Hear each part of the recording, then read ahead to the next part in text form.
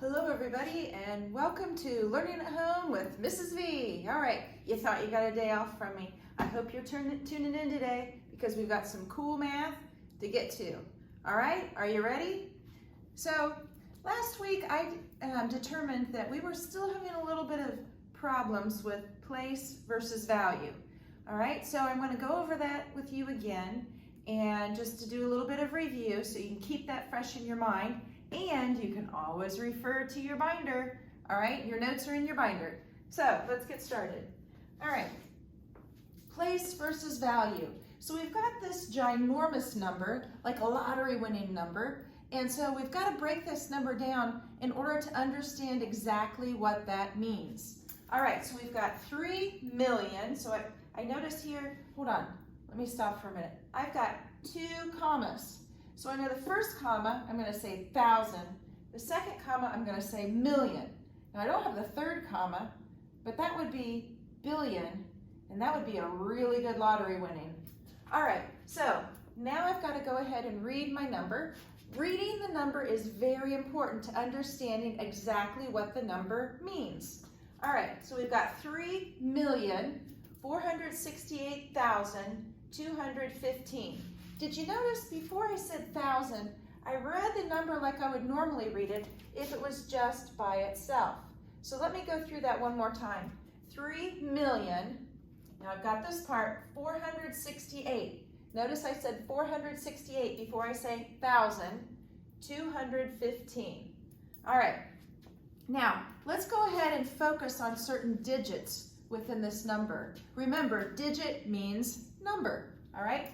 This number is already written out for you in standard form. So when I say standard form, I just mean the number itself, okay? So let's focus on a digit. Let's see, let's go ahead and focus on the 6.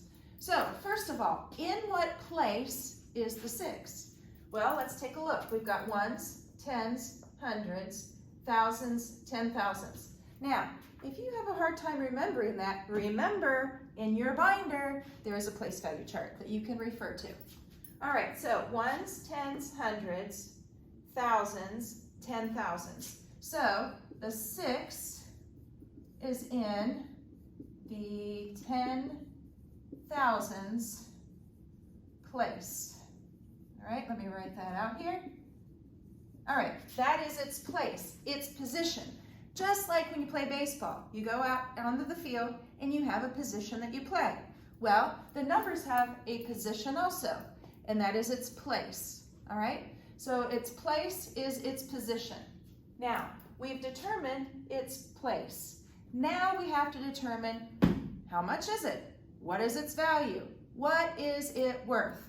Remember, you're going to go ahead and take that number and you're going to write it down right below, all right? That's the first step. Then you count to see how many digits are after it. 1, 2, 3, 4. That's how many zeros you give it. All right? 1, 2, 3, 4. There is its value. 60,000. All right. 60,000 is its value. 10,000's place is its position or place. No, it's not really time to switch classes, but you know. All right, so let's go ahead and focus on a different digit. Let me grab another marker, different color, and this time I'm gonna choose the 4. All right, so this time I need to figure out the place or position of the 4. So I've got ones, tens, hundreds, thousands, 10,000s, 100,000's place, all right? So the 4, that's a pretty bad marker, hold on. Let me switch to my green one here. All right, the 4 is in the 100,000's place. Now you notice I'm writing this out in words, okay? I need you to write it out in words when I ask for place or, what is it? Position, good. All right, so when I ask for its place or position, I want you to write it out in words. If you don't remember how to spell it, where can you look? That's right, in your notebook. Okay, so let's figure out its value. Let's drop down the 4 and count how many digits are after it. 1, 2, 3, 4, 5. 1, 2, 3, 4, 5. 400,000. That is its value, or how much it is worth. All right? So, remember, when we were looking at this number, we were reviewing both place and value. Place is position, kind of like on a baseball field. Value is its worth, kind of like lottery winning. All right? So that is the difference between place and value. All right. I hope that was a good reminder for you. We're also going to do a little reminder of rounding. I like rounding. Rounding can be really easy if you use a template and if you write out your count by. All right? We've been doing these count bys forever, since probably 2nd grade. So writing out a count by is not a really big deal, but it's an easy reference point. Okay? So we're going to be rounding some numbers to the nearest 10, and then we're also going to be rounding some numbers to the nearest 100. That's what we've been focusing on.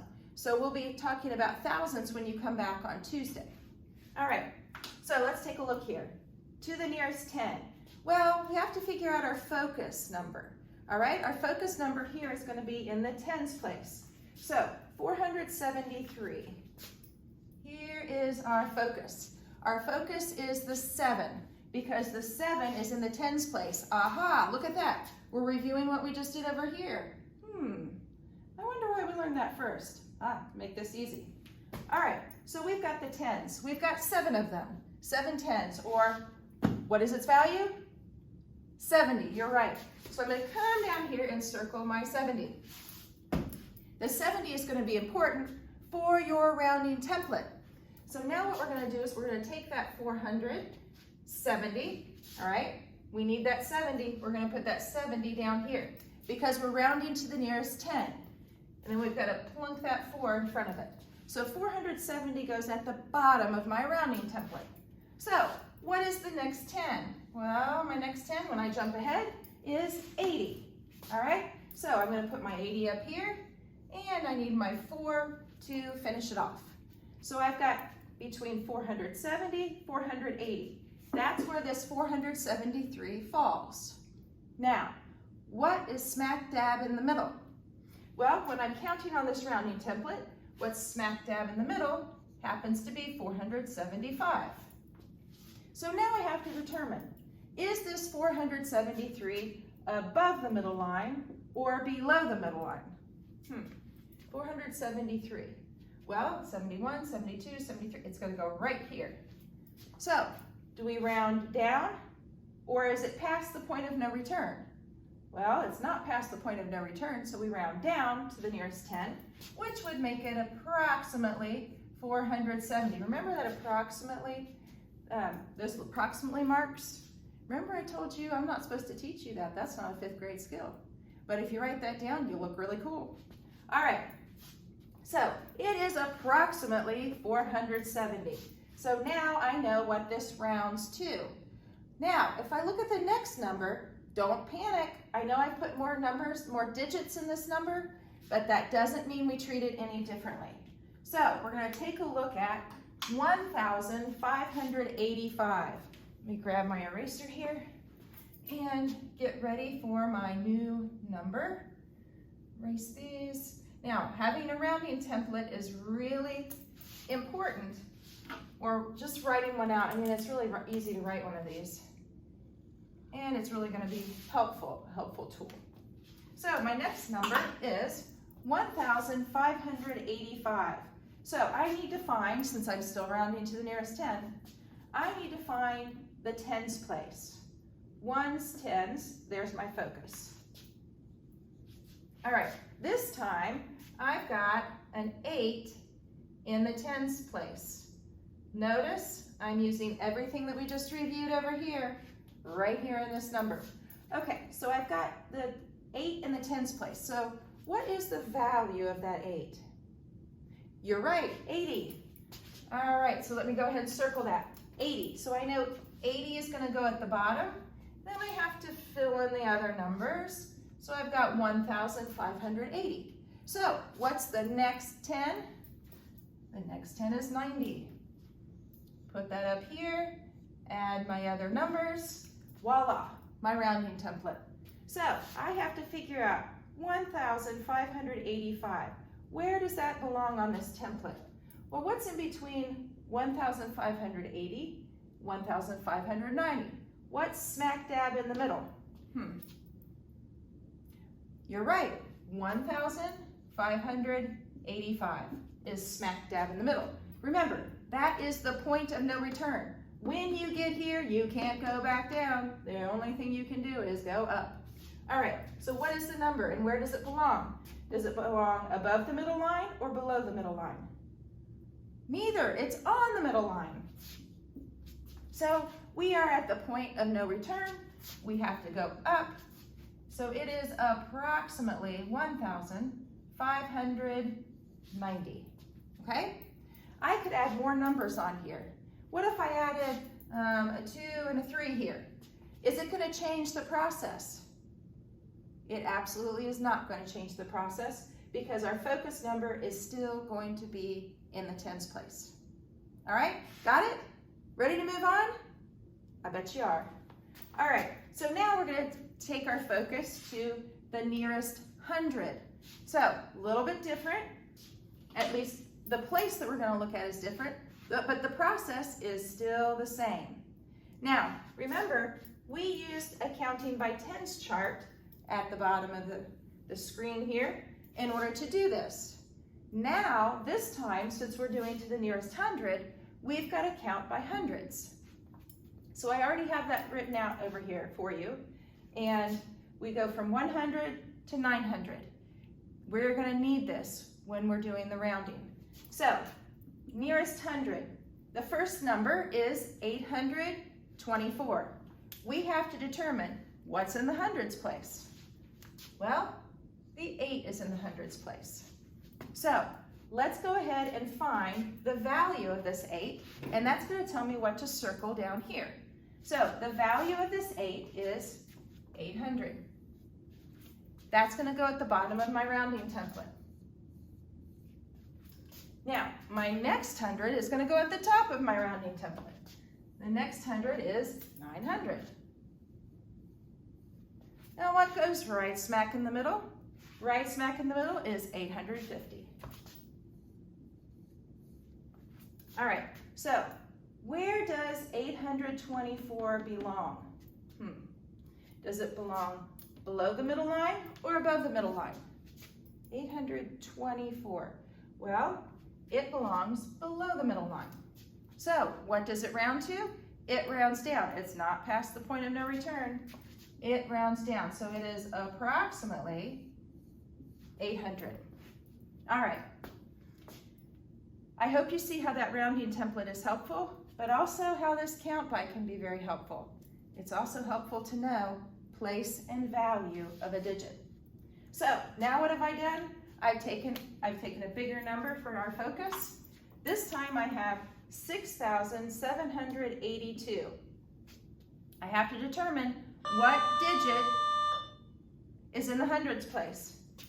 This 7 is in the hundreds place. So I'm going to come down here. I'm going to erase this. I don't need this one anymore. And I need to find the value of the digit 7 in this number. Well, it's in the hundreds place, so it's worth 700. Now, I need to fill in my rounding template. I'm going to go ahead and erase this real quick. Now, this number is larger. It has a thousands place, but that doesn't change the process. So, I've got 700 at the bottom of my template. I have to add that 6 there. So it's 6,700 because I only put the zeros after the focus number. So what is the next 100? 800. 6,800 goes at the top. What's smack dab in the middle? 6,750. Remember I said that 5, the digit 5 is going to be helpful for the smack dab in the middle? All right, so now I've got to determine where is 6,000 6,782 on this rounding template? Above the middle line or below the middle line? It definitely goes above the middle line. All right, so it's past the point of no return, and so it is approximately, there's that swish again, 6,800. All right, so 6,782 is approximately 6,800. So I hope this review helps you, keeps the math fresh in your mind.